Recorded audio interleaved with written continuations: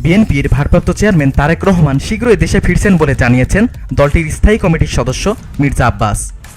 তিনি বলেছেন, 21শে August grenade হামলায় ছিল বিদেশি শক্তি দ্বারা একটি পরিকল্পিত হামলা।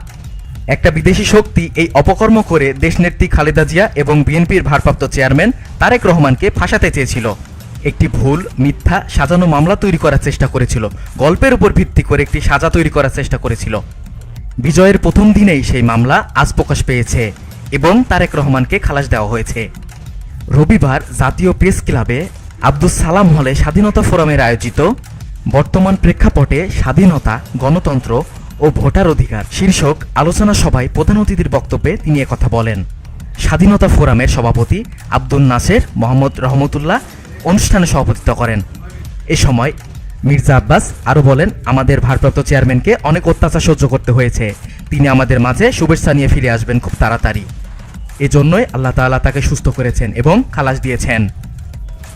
VOD Bangla news desk.